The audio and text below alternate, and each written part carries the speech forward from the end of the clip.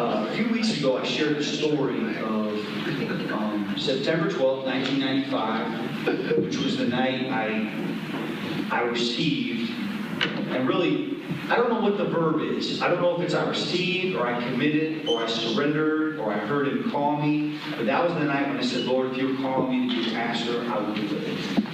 And it was after 2 weeks of sickness and fasting, and I could not sleep every night. And as God is my witness, it was like He physically lifted me up in His hands and laid me on my dorm room bed. And I saw a movie go off in my head of all the moments when I said no to Him. It was one of the most vivid things I'd ever seen. Reminded me a lot of, like, maybe if you know the story of Samuel and Eli, when Samuel keeps waking up as a young boy, and he keeps waking up because he hears somebody talking to him, and he thinks it's his priest. Well, his priest is a really good guy, but he's a bad dad, and he's a good guy who's not a good leader, if that makes sense. Really good guy, you love him, you respect him, you'd love to have a cup of coffee with him. But if he was in charge of mobilizing 100 people to do anything, he could never do it. He couldn't even get his own sons to do what he asked them to do. But because he was a good man, he loved the Lord, he said to Samuel, hey buddy, next time you hear that voice call to you, because it's not me, just say to the voice, here I am, Lord, what's up? And that's what Samuel did. And then in that moment, God gave him a commission. He gave him a mission in his life. And so tonight, we're going to talk about that because we're at that stage now in Luke 6 where Jesus calls his 12 disciples. And I want to begin this with kind of a breakdown of these concepts. First, there's the series title, Collide. There's the sermon title for tonight, Called and Named. That's the sermon title, Called and Named. And then there's a little breakdown of the word church, which I think sets up this other word that's going to be really important for us tonight. In Matthew 16, verse 18 and 19, Jesus says to Peter and to all the other homies looking on this rock I'm going to build my church, and the gates of hell shall not prevail against it. I will give you, meaning us, guys, I will give you the keys of the kingdom of heaven. Whatever you bind on earth shall be bound in heaven. Whatever you loose on earth shall be loosed in heaven. It's a great teaching. It's a huge passage. It's a massive moment in Jesus' ministry. Peter is, this is where he says, Peter, you are the rock. Your name will be rock. And on you I'm going to build all the stuff I'm talking about. But I want to be really clear. It's Jesus who builds his church. Jesus builds his church. I know this isn't on the screen, but that's on purpose. I want you just to listen to me for a little bit.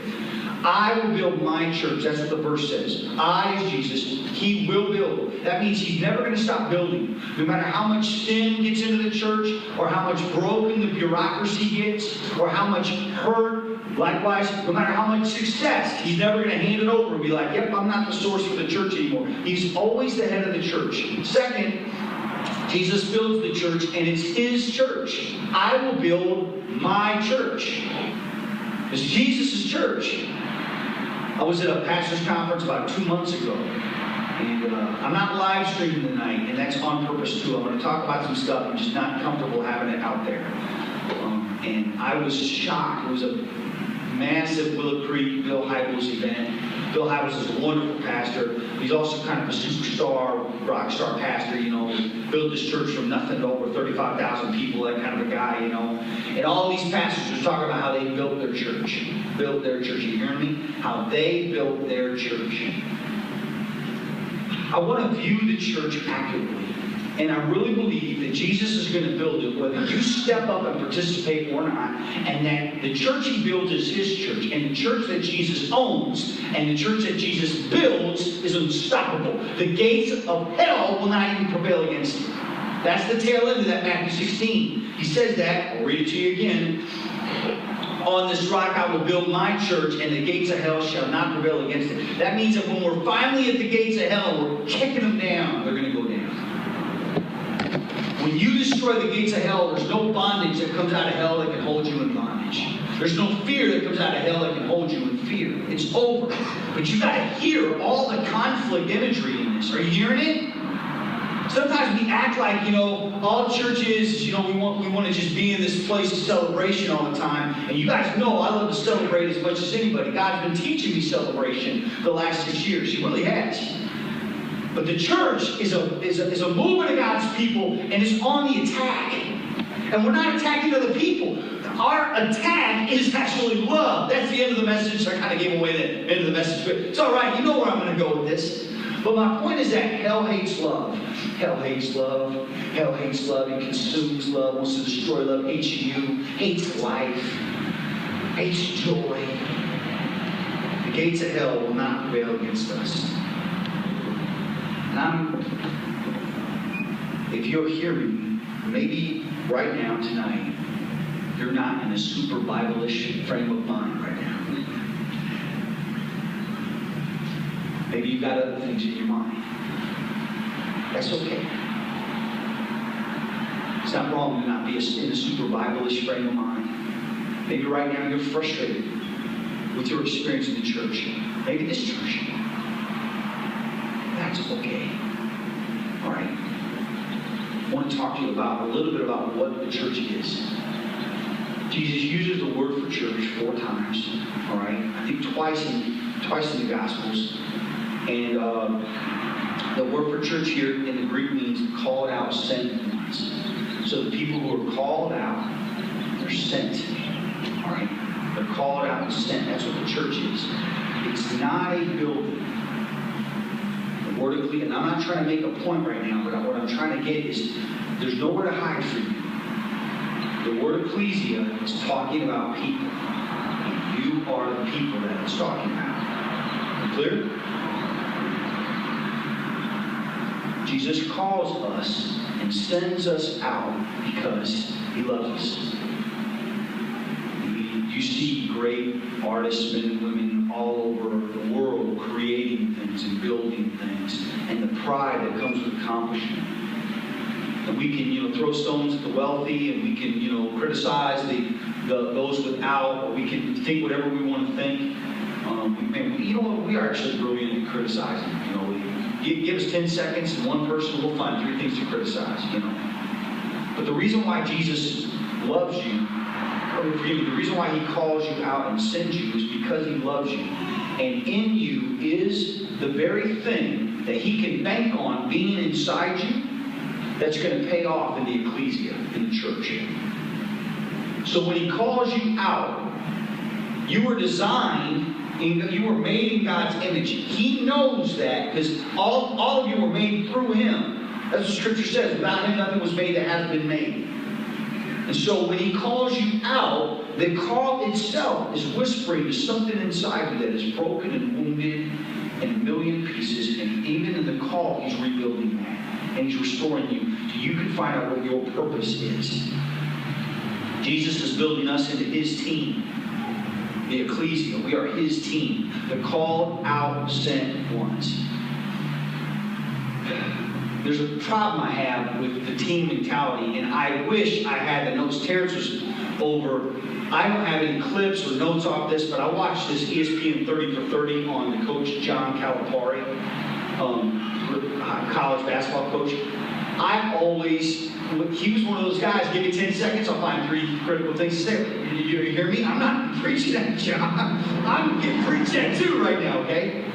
I watched this series on this guy and on how, you guys know my theory about how I believe kids should be able to go straight out of high school, straight into the NBA if they have the talent. And the reason why is the bachelor's degree is, you got to get it. It's totally worthwhile. Don't misunderstand me. But it's losing value every year because grade inflation and all this other stuff has entered into the university system. It's still important to get your education, but not for that piece of paper and not for those grades. It's because that knowledge and that experience of learning is vital to who you are. But Coach Calipari would coach guys that if they were talented enough to make the lottery, they should go. And one of his guys, DeLon Wagner, was a one and out. They called him a one and done. He came, he played 1 year, and he went to the pros. He got drafted 6th in the NBA. He made $7.3 million. He scored more than any other points his first year in the NBA. And Calipari got shredded by all the other old school coaches because there's big money in keeping players at universities because that keeps your reputation up. It keeps your team strong. It keeps your program strong. It's risky to say, hey, I'll do what's best for the player instead of what's best for me and for the university. Well, DeLon Wagner started having stomach pains Come to find out, he had colitis. He had a severe expression of colitis. They had to take half of his colon out. And that first year he played in the NBA was the last year he played in the NBA. And if he would have stayed one more year, he never would have played a second in the NBA. And today he is an educated, bachelor degree owning businessman with $7.3 million in his account to invest and to live and to raise his family and to love on his family. He's from a very poor family.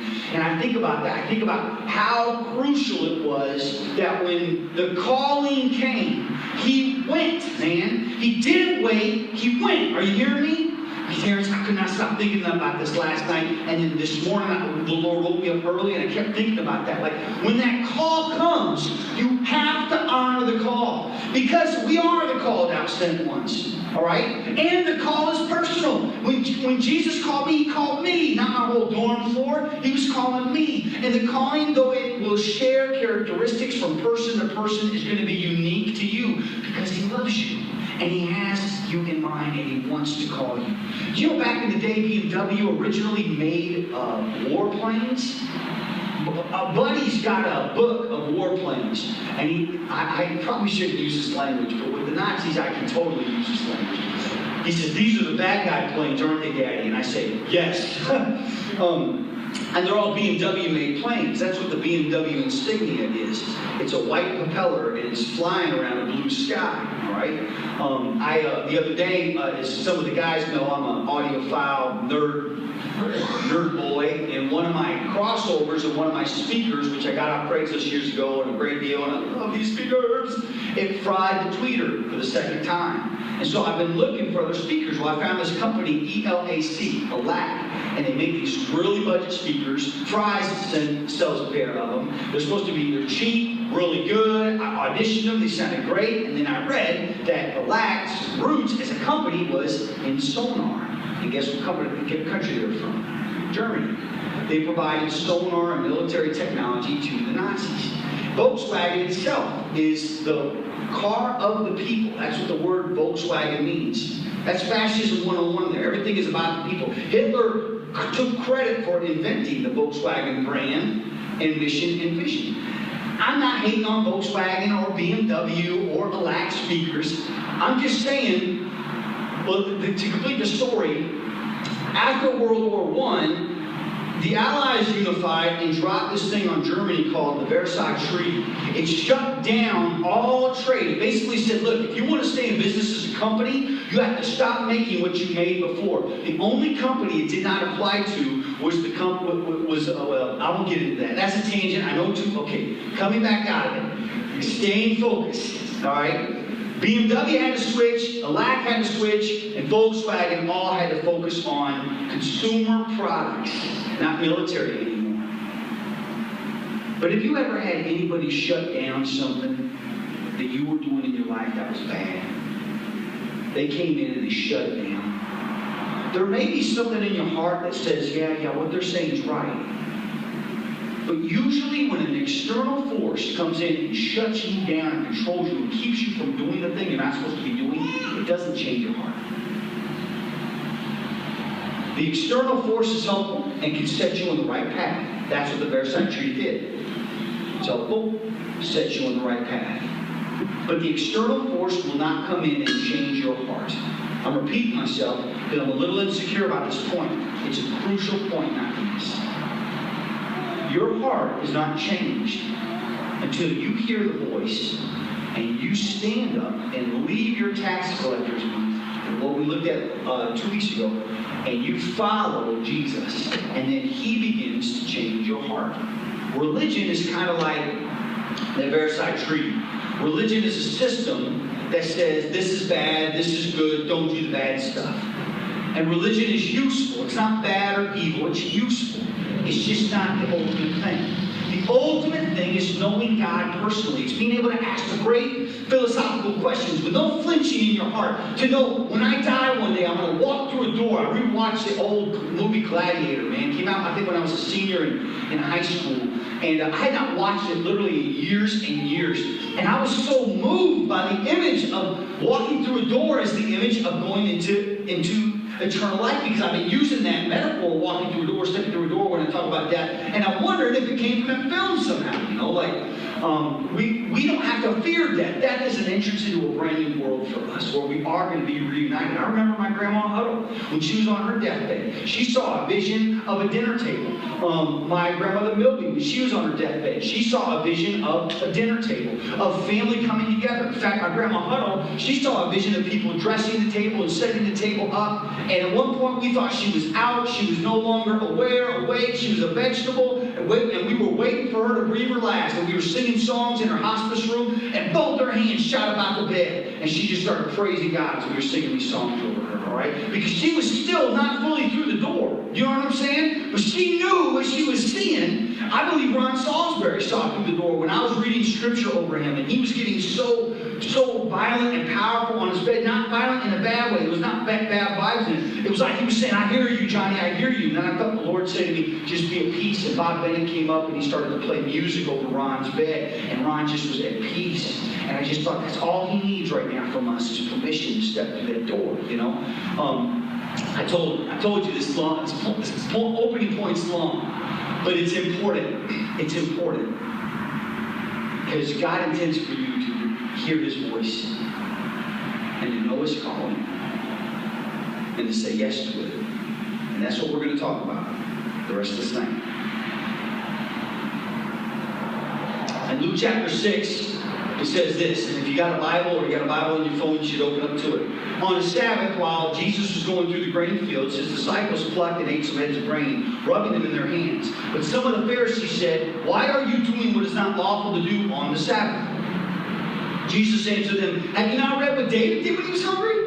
He and those who were with him? How he entered the house of God and took and ate the bread of the presence, which is not lawful for any but the priest to eat, and also gave it to those with him. And he said, the Son of Man, meaning himself, is Lord of the Sabbath.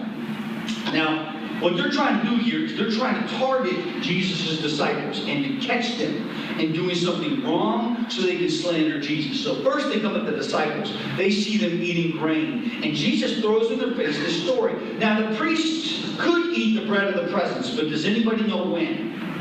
It's kind of a nerd ball question here. Anybody know when? When could the priests eat the bread of the presence? You read that in your little student commentary lately? 24 hours after the bread was used. 24 hours after it was used, it was then given to the priest, and only the sons of Aaron could eat it, okay? But David and his boys, man, they were hungry. They were on the run, you know what I'm saying? And there's the bread of presence. It's been 24 hours, and David goes in, and he's very forward-thinking individual. We're all kind of priests, so he goes in and he eats it, and he's not convicted, and he's not found guilty, and it's not wrong for him to do it. And Jesus is saying that I am the Lord of the Sabbath. Not only am I the boss of the bread of the presence, but I'm the boss of this entire day, not you, Pharisees. And there's a power struggle between the Pharisees and Jesus over who orders and controls the Sabbath, the way we think about the Sabbath, the way we do the Sabbath. The reason why that power struggle is so important to understand is because what Jesus wants to do is to undermine the Versailles Treaty of the day. He wants to undermine the religious structure that's forcing people into these boxes. And instead he wants to unleash resurrection, new life, hope to the hopeless. That's the PCBO, right? From Luke 4:18. The P is what? Poor. The C is what? Captive. The B, blind. And the O, I came for the poor, captive, blind, oppressed, proclaim the favorable year of the Lord for them. The favorable year of the Lord for them? There is no favorable year of the Lord for them. Not in the temple culture, but now there is. That's what Jesus is establishing, right? So you look at a statement here, and you see this conflict developing. Now let's go to the next one. All right. So here's the very next beat in Luke chapter 6 says, on another Sabbath, which Luke is a great storyteller. On another Sabbath, what he's doing is connecting these two moments. You follow me? All right. Okay. So on another Sabbath, he entered the synagogue and was teaching, and a man was there whose right hand was withered. This man couldn't work, this man couldn't use it, this man couldn't eat, this man was found unclean. It was a man who was disabled, his right hand was withered. And the scribes and the Pharisees watched Jesus to see whether he would heal on the Sabbath, so that they might find a reason to accuse him. They've gone from, let's find a fault with the disciples and bring it to Jesus. Now they're going straight to Jesus. They're going to try to take out the head, all right? So that they might find a reason to accuse him. But he knew their thoughts, and he said to the man with the withered hand, hey, you, come up here and stand up here. I love this moment. That's why I keep talking. It's like the third time I'm talking about it in the last 2 months. Jesus knows their thoughts. He's like, I know what to do. Hey, buddy, come on up here. Yep, you. No, it's all right. I know you got a withered hand. Walk all the way down into here and stand in front of everybody, all right? And then he says, I ask you, is it lawful on the Sabbath to do good or to do harm? To save life or to destroy it? Now, the reason why I highlighted to do good or to do harm is because the literal Greek of this means, is it lawful on the Sabbath to do good as I am doing, or to do harm as you are doing? That is the implication here. So if you think I'm taking this out of context, guys, Jesus is in the middle of a temple, and he is picking a fight with the temple leaders. I'm doing good, you're doing harm. And then he says to this guy, stretch out your hand. Which, if you think about even how he heals him, he could have said, your hand is healed. And then all the healing blames on Jesus, right? But he says, stretch out your hand. So now this guy's doing work, and Jesus is doing work, and they're both violating the Sabbath. And the guy stretches out his hand. Why is the top line in blue?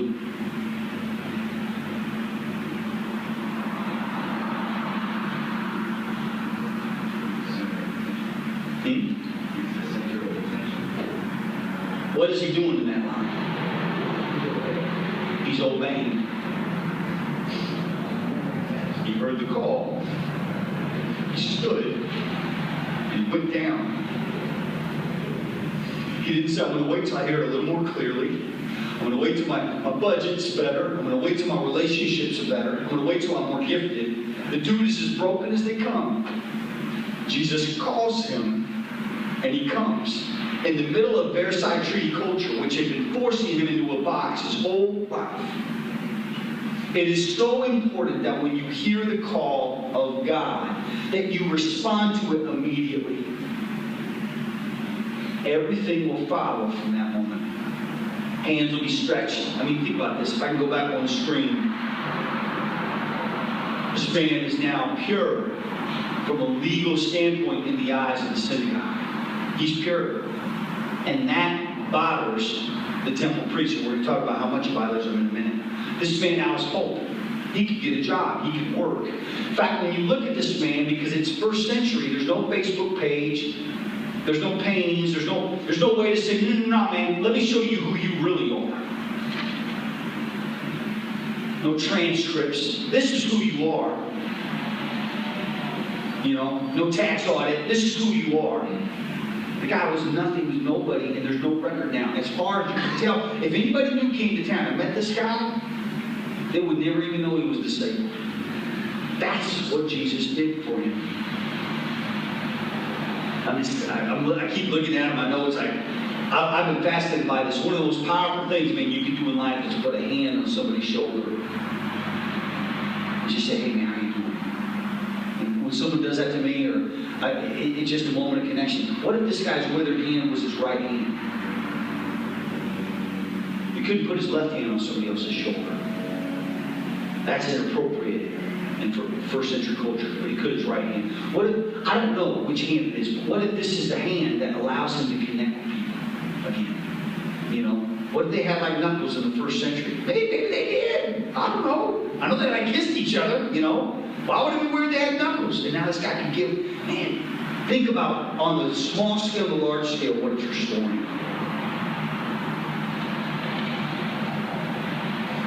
The Lord spoke to Moses, saying, command the people of Israel that they put out of the camp everyone who was leprous or has a discharge, and everyone who was unclean through contact with the dead. You shall put out both male and female, putting them outside the camp. How many times the word out using this? That they may not defile their camp in the midst of which I dwell. And the people of Israel did so, and put them outside the camp, as the Lord said to Moses, so the people of Israel did. When the people of Israel, when the called ones, the called sent ones, are a biological, ethnic, a group of people that God is naming. You're the chosen people. All right? And that's a pretty strict way for me to put it, because you could be totally grafted into that culture from a biblical standpoint. But having said that, if you know there are diseases and you know there's stuff going on in other cultures, I mean, think about when we, when we, they need to watch that. When Europeans sent settlers to the New World, they brought all their sicknesses with us, and all the drama that caused. I mean, Moses was hit to the game way back in the day on that, because God is tipping his hand towards that. All right, and so that is why it's not wrong for them to take these steps. During that time, that day and age, they were. It was and this is not a criticism. It's it's an anthropological fact. They were a barbarian culture. They've been under slave oppression for 400 years. They didn't have rules on how to live or how to deal with the ill or the sick. But see, that time is over, because Jesus is not giving birth to a new ethnic chosen people. He's giving birth to a spiritual people. That's why Paul says, there's no Jew nor Greek, no slave, no free, no male, no female. We're all one through Christ Jesus. In fact, those who are far off are brought near, Ephesians 2 says, through Christ Jesus. This vision is so radical and so undermining for the allied priests in control, dropping the Versailles Treaty down on all the unclean. This vision could ruin everything for these Pharisees. So this is the response. Somebody read that out loud for me. They were filled with fury and discussed with one another what they might do to Jesus. That's the response. Jesus just healed somebody in the midst of their presence. We think about what could happen in that moment. What if they got all out there? First century musicians, which they may not have had them in that temple. They might have been like, musical instruments are of the devil. So, which there were churches like that, and our churches like that today. But we can sing. They just started singing like first century songs. I mean, they saw healing. Think of the million different ways they could respond. How do you think the people responded who witnessed it? Not the priest, the people. When priests do that, they have to destroy them. They have to shut them down. Well, coming back to it, I want to be really clear that in these days, what are these days? The PCBO vision days. I'm going after the blind, the poor, the captive, the blind, the oppressed. In the days when I'm going into every temple and I'm undermining the structure of the temple to unleash a brand new kingdom vision on earth. In those days, he went to the mountain to pray. He prayed all night. All night. All night in the Greek means all night. What's he praying about? Well, the next day he calls all his disciples, and out of this massive group he chooses 12. And then he names them apostles. He's got this furious, raging temple culture coming after him. And in the midst of all that, they get called. And I guess I wanted to just kind of pause here for a second, because I just don't think there's ever an easy time to get called. It's kind of the way Jesus is, man. He sees what's most needed in culture, and he wants to attack it with love. So you might be like totally on Team Jesus right now and not on Team Synagogue Priest. But I kind of feel for Team Synagogue Priest. Because if Jesus' life was worked out logically right then the way he wanted it and envisioned it, they'd all be out of jobs. All the sons of Aaron that have been manning temple work forever, now that's no longer a criteria for them. They have no trade.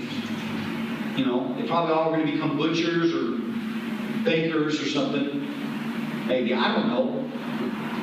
My point is just that these guys saw Jesus coming in and undermining everything. They really did. And so then Jesus says, perfect time to call my 12. And the 12 saw this, guys. I promise you. They were way more connected to the craziness of Jesus' actions than I am, or ever will be. They lived it, they saw it, they were in it. He called all the disciples. He chose 12 and named them apostles. Now I'm going to kind of do a little metaphoric analysis here, all right? Because I'm going to suggest that each one of us in this room is in a different stage of this 1, 2, 3. Some of us know that we are called to be disciples, and when Jesus speaks, we run to Him. We love to hear from Him. We're in that happy place right now, where when we know He's going to do something crazy, man. He's going to heal a withered up hand, or He's going to drop a teaching nobody's ever heard before, you know. Some of us know that that's just not enough. Attending, going through the motions, giving a half effort, participating, but never giving our best is not enough. When you become dissatisfied with the status quo and you want more, that is the voice of being chosen. That means that God is choosing you for something. And we feel that. Even in this very intimate group here tonight, many of you have said to me in the last month that you feel like God is getting you ready for something and you don't know what. That is that second level, right?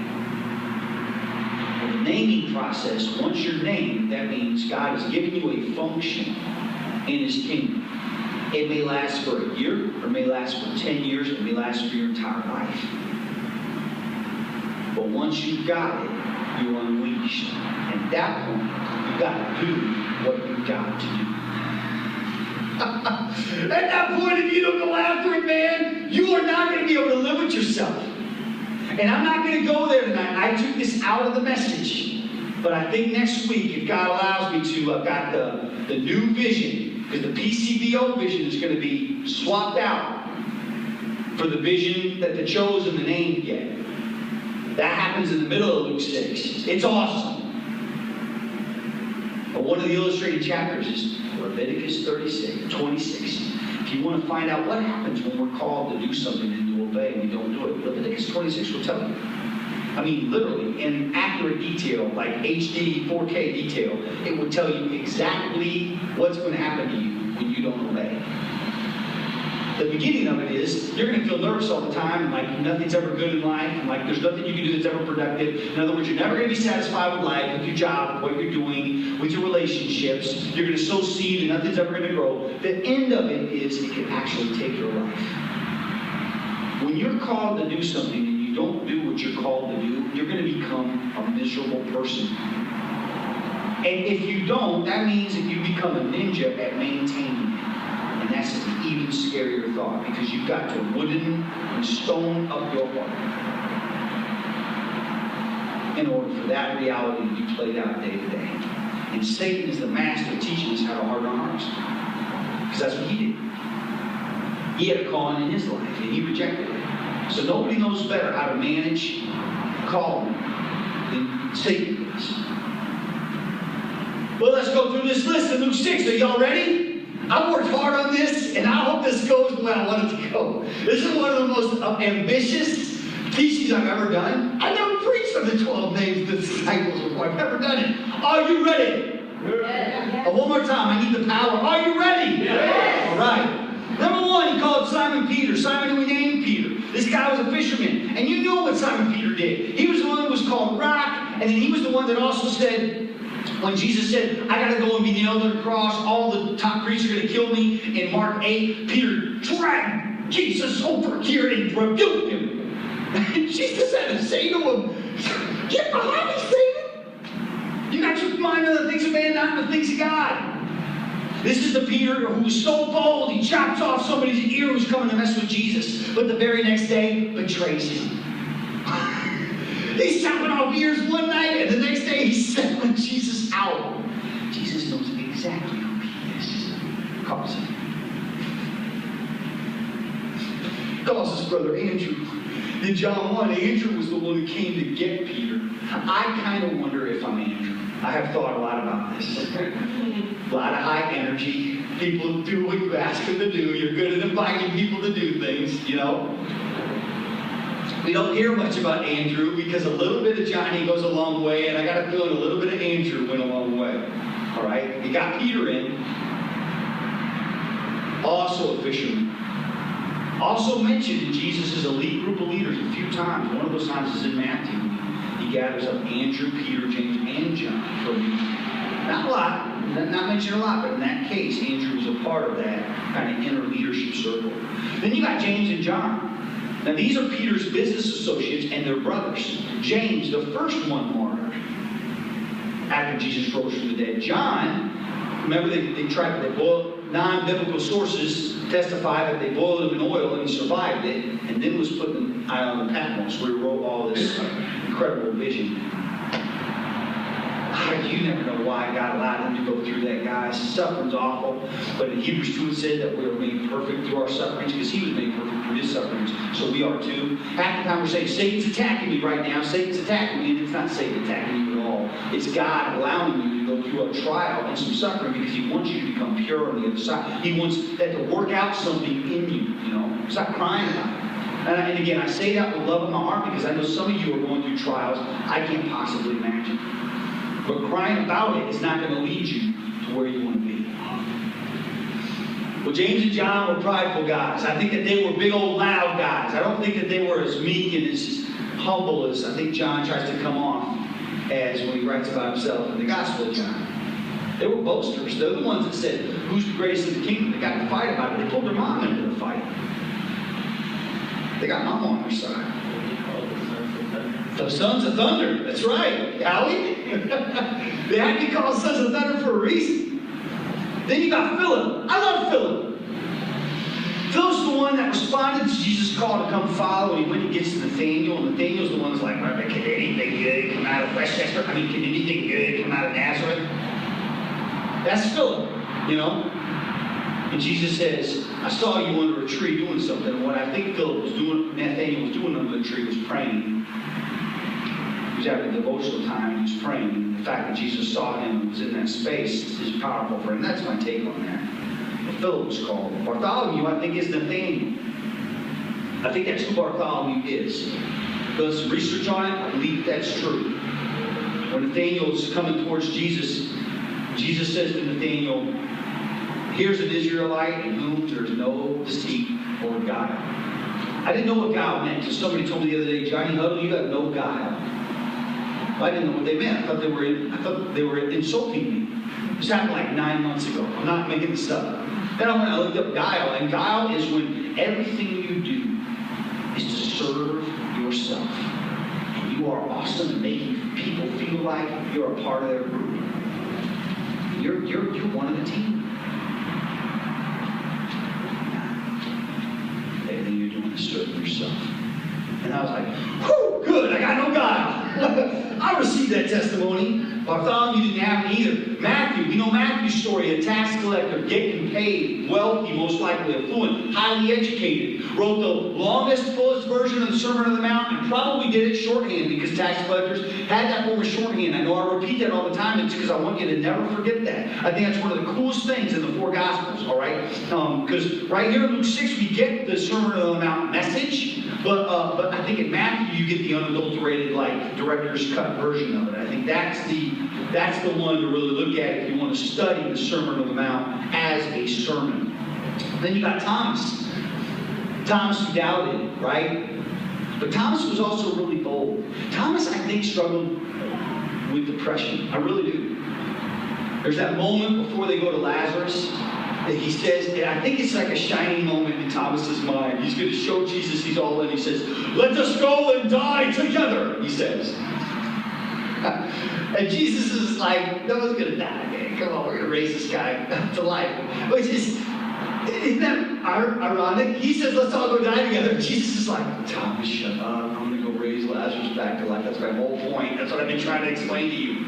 Very impulsive, but he's also the guy that when Jesus reveals himself, reveals his wounds to him as the resurrected Christ.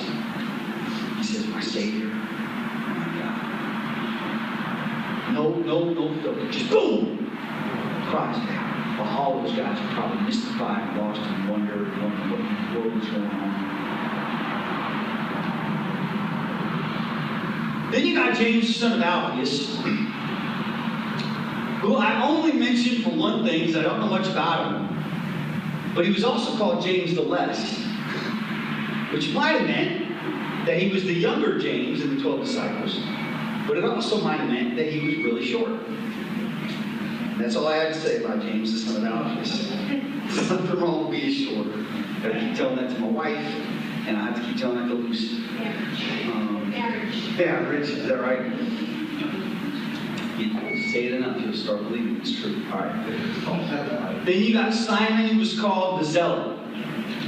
And he's mentioned, he's named for that. The Zealots wanted to take over by force and establish the kingdom of God through militant and subversive / spy style action against the Roman government and against the corrupt Israeli pseudo kind of government, sub-government that existed during that time under King Herod.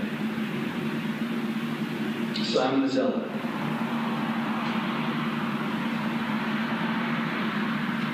Then there's Judas the son of James. And we know a little bit about Judas the son of James. This is not Judas Iscariot who betrayed Jesus. This is Judas the son of James. In John 14, I quote that passage a lot. He's the one that says to Jesus, why are you just showing yourself to us, Jesus? I don't understand. Why are you showing yourself to the world? I think this guy wanted to be liked by everybody in Jerusalem, which I think Peter wanted and some of the other disciples wanted. But I also think he just thought Jesus was doing everything the hard way. I think he saw an opportunity in Jesus' power and who he was. If you just stood up on a mountain, dude, and just started Matrix healing everybody, right? Then we'd have a whole lot more followers. Jesus' response is that whoever loves me and obeys me, my Father and I will come and make our home with him. And what he's saying to James is, hey buddy, you're my point of connection to those people over there because I just saw you talking to them. So instead of me blowing everybody's mind, why don't you love and obey me? And then when they connect with you, they connect with me. What a radical vision that is. And then you get Judas Iscariot, who became a traitor. And I love the way it's worded here in the Gospel of Luke, because we know who Judas is. We know that he stole money. We know that he lied. We know that he got upset when people loved him before. He was offended when the PCBO came in their midst. I don't know if he ever bought in on that vision. But the hardest thing about him here is this word traitor. And the word traitor really harkens back to that idea of guile. Nathaniel or Bartholomew has no guile. Judas does. Judas, in the group, named by Jesus to be in the group. Not because Jesus was being fatalistic. I believe that every single one of these guys Jesus wanted in the group saw their tendencies. But Judas was the traitor. And I got all these notes here, guys, which I feel checked like I need to move on. And I think that's the right call. But I got a whole lot of notes here on how powerful it is being a traitor.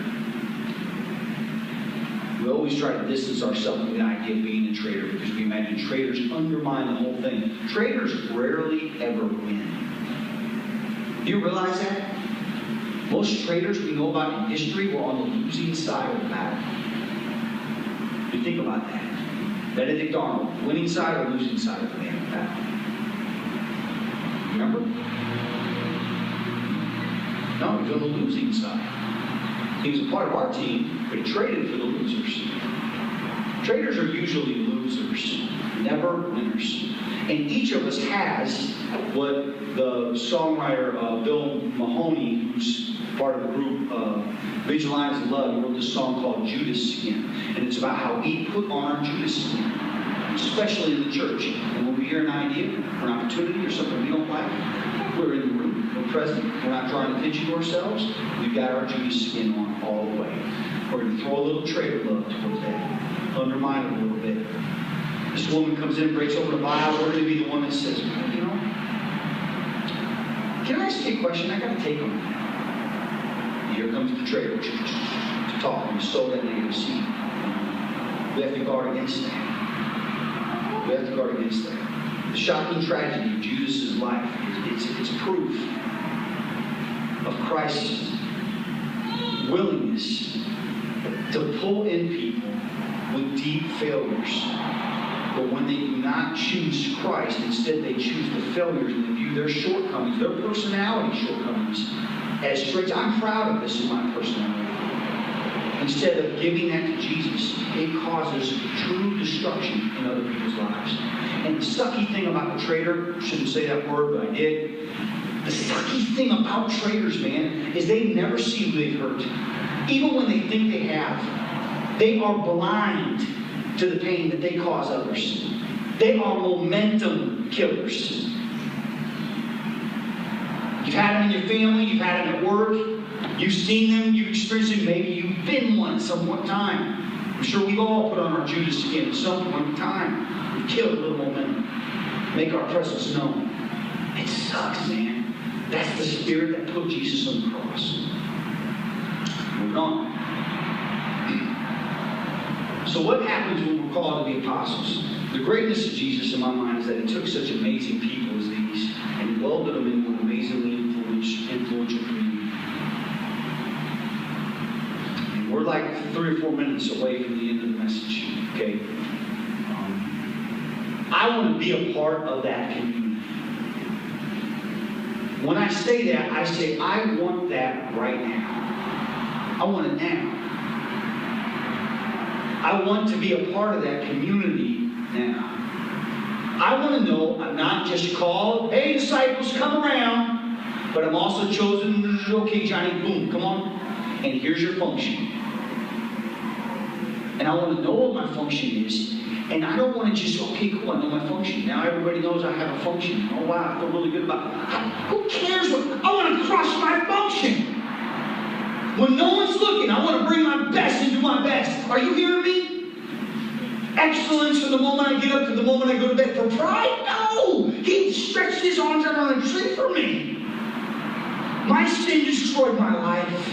And Jesus raised me up from the dead. I'm not preaching right now. This is not preaching. I'm telling you the facts about my life. I have seen the stuff I've done. I've thought about it. I've meditated. I can't get it out of my mind.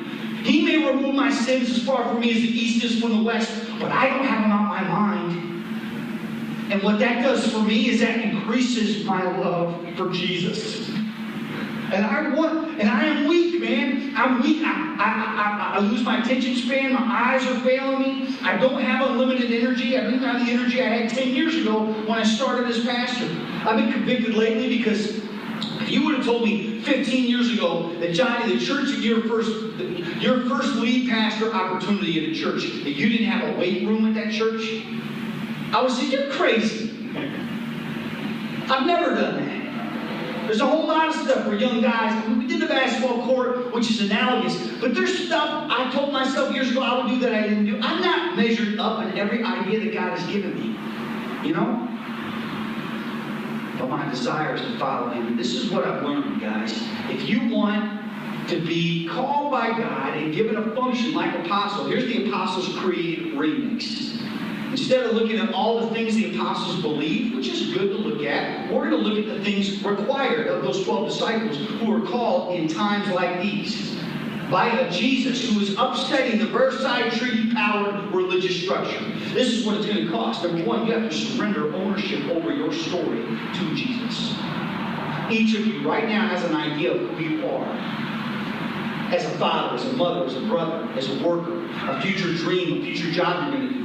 You have to violently and willingly and lovingly, as an act of worship, say, Jesus, you can write my story.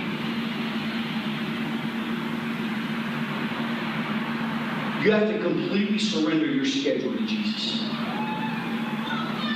And that does not mean that you become reactive, and schedule nothing. What that means is when he begins to write your story and he gives you the apostle function or whatever your function is, you're going to see stuff coming up that you're going to have to put in your calendar. And if you don't do it, you're not living out your function. Therefore, your time has got to become his.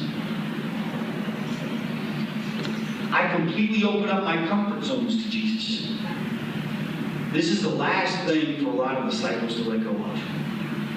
And this is the thing that kicks them back out. They're named apostles. Sorry, I like to manage the money bag and pilfer money so I can go and I can feed my habits. Whatever Judas's habits were. Those comfort zones are killers, and they will embitter you towards Jesus. You'll tell yourself, I'm not embittered towards Jesus. I've never been embittered towards Jesus. Well, if you're embittered towards his people, if people push you in your comfort zones and you use that opportunity to put your traitor skin on to undermine what they're doing, if anything like that has ever happened in your life, or someone's invaded your comfort zone, and instead of responding in love, because what sanctification is patience, kindness, love that never fails, that never judges, that never boasts. That means that no matter what happens in your comfort zone, you respond in love. And it's not you. It's the super put on your natural. It's your natural man becomes a supernatural man that's ready to respond to him. I completely open up my comfort zones to Jesus. They have to be given to him. In fact, I've got all this stuff in my notes about he is our comfort zone, guys. He is our comfort zone. And then next up, I put all my resources to work for Jesus. And this isn't eisegesis, this is exegesis from later in Luke 6. When Jesus says, if somebody asks you to give him your cloak, you also give him your tunic as well. All your resources belong to him to use for the kingdom. And that is not permission God's giving you to hoard up a bunch of resources. That means everything right now has got to be put to work now. Now! Last one.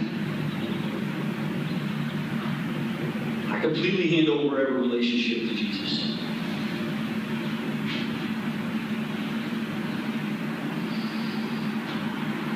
This one probably could use its own sermon. I'm feeling convicted about that right now because it's easy to read that and it's easy to misunderstand what that means. Does that mean I'm either friends or not friends with this person? It means that if your dean at LMU tells you that if you go and you speak the gospel at a youth conference in Dubai, and when you come home you're not going to have a job, that you do what Jesus is calling you to do, not what that relationship is telling you to do. If there is no relationship more important than your relationship with Jesus, and yet in all those relationships, obviously we're going to love and we're going to walk in love, but we're never going to lie. And we're going to lift him up first. That means that this is something that God, I think I'm just too dumb to complicate this. But I don't feel like I have a job in ministry. You guys who know me know. By God's grace, everything I do is for Jesus. Now, I don't do everything I do really well, super well. I'm not saying I'm great at everything I do. That's not what I'm saying. But he's got ownership. I would be a liar if I stood up here and told you different. And the freedom I have from that is awesome to have. It's awesome. I miss out on stuff that probably the people who own their lives get to have, but I don't know what that is. Nor do I care. Because the joy I get from walking with Jesus, and getting up in the morning, knowing he's going to call me to stand on that line, talk to him as a man, be transparent with him. He's going to be transparent with me. Is awesome. And that all happens through prayer. And that's how we're going to end the service. I want to give you a chance tonight to pray. You're not going to be prayed for tonight. No one's going to come to you and ask you what's going on. They're going to pray for you. I feel really clear that we're just supposed to have a time where you get to pray. And what I was thinking about was if you're cool with it, I was thinking about just opening up these steps. My people with back disorders and knee issues, that may not be the place for you. But in fact, let me just play something real quick, if you don't mind. This is one of the Bob Bennett songs that he did not play. I'm just going to play you for 60 seconds.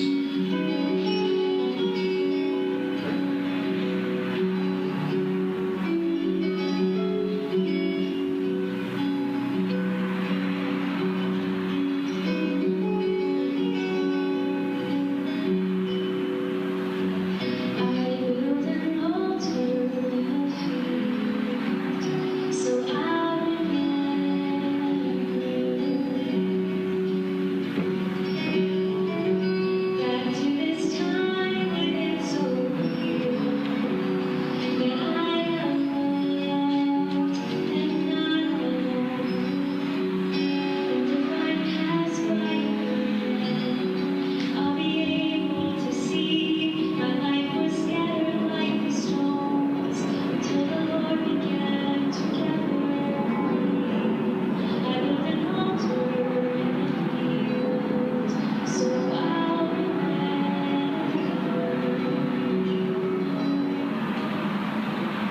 in a song, the reason why you built an altar was when God did a huge act in your life. You build an altar, and then you would make a sacrifice on that altar. An altar is a place now for us of worship, where we present ourselves as living sacrifices. And sometimes it is good to make a public statement. You're going to stand up and you're going to pray. That's what an altar is. Other people can see it. They would see that it was there. And it was all right for them to know that that was something you built in your life. Because God had called you, or He had named you, or He had chosen you as an apostle at that time. And I want to create space for that kind of prayer tonight. So maybe tonight, to kind of give this some flesh here, we're going to pray. So spend 10 or 15 minutes in prayer. I'm going to play another song that I think is going to help us. And if you need to come down front tonight and pray, I want you to do that. Johnny, what would I be praying about? Well, I want you to know that from this moment on in the Gospel of Luke, Jesus is going to be dealing with His called out sent ones. He's going to still mess around with some of the temple folks a little bit. But mainly He's going to be calling to those people who are all in, who said yes to the voice like the man with the withered hand, stood up and immediately responded. And maybe you've just not heard that voice in a while, you know. Or maybe you can remember, man, Johnny, I got altars from back in the day.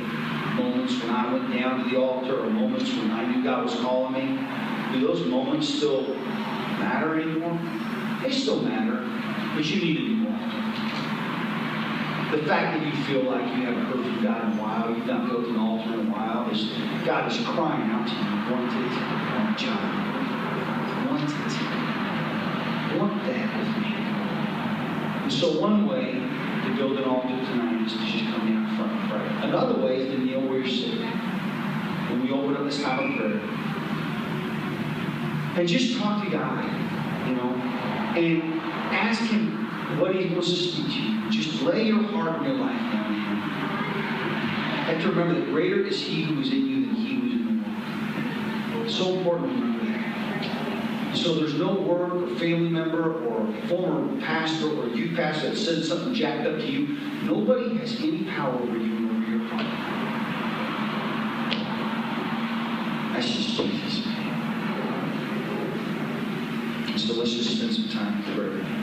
Again, I'm going to pull my pulpit back. If you want to come down front, no one's going to mess with you. You can pray.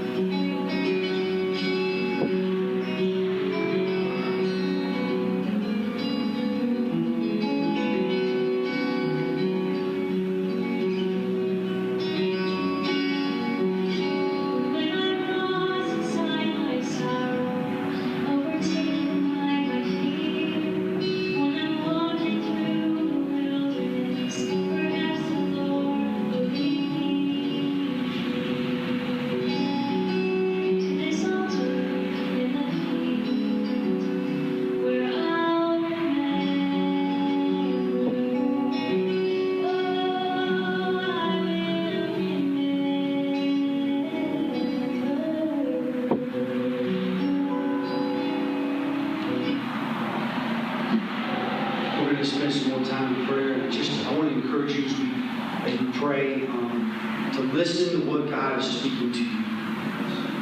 To listen to Him. And then also, those 5 things I put up on that screen. It's okay to declare those things to God. If one of them was speaking to you or anything tonight, talk to Him. But first, listen. Father, we open our hearts and our minds up to you right now. We ask that you align us through the power of your Holy Spirit with our callings. Each of us wants to be called. Each of us wants to be nurtured, Lord. We thank you, God. And we praise you in Jesus' name. Let's keep on praying. I got one more song to play.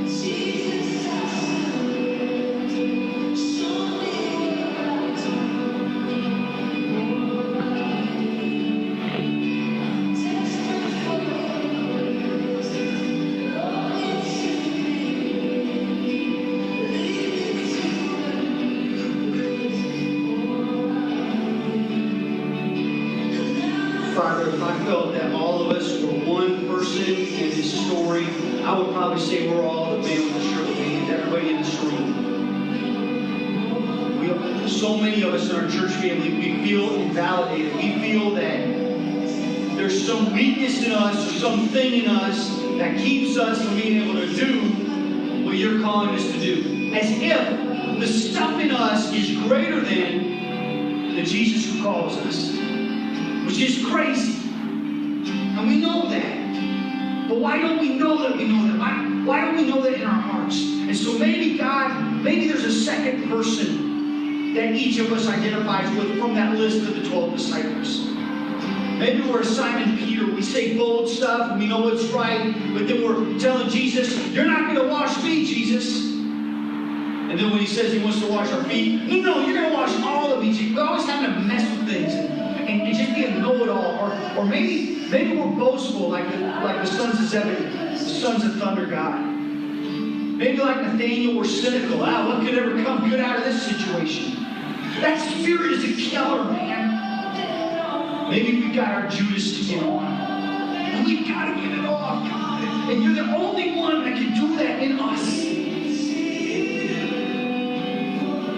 Father, I just lift my hand to you right now, and I ask if anybody else is with me just to join me now. I lift my hand to you, and I say, God, I want you to have all of me. No matter where you call me, or where I'm supposed to go, or what I'm supposed to do, I want you to have it all. And I want to not miss out on the next thing. And right now, today, God, I know we were supposed to have this check, this line in the sand, this opportunity to take a turn, God. We lay our lives down before you, God. Jesus, you're the only one that we want to follow. You're the only one that we adore. And we love you, and I pray this in Jesus' name.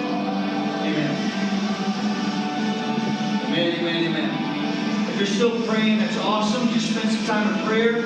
If you feel like God's resolving something, it's great. The offering plate's in the back. If you brought an offering and you'd like to give it, or your tithe, you'd like to give it pumped up and on fire and as an act of worship. But I would ask that if anybody's in prayer, that we just let them be. Let's just soon this song's going to end. Kelly's going to put on some other music. But we're just not going to mess with anybody. And if God is calling you to build an altar in a field tonight, don't hurry. Take your time and build that altar. And don't leave until it's complete.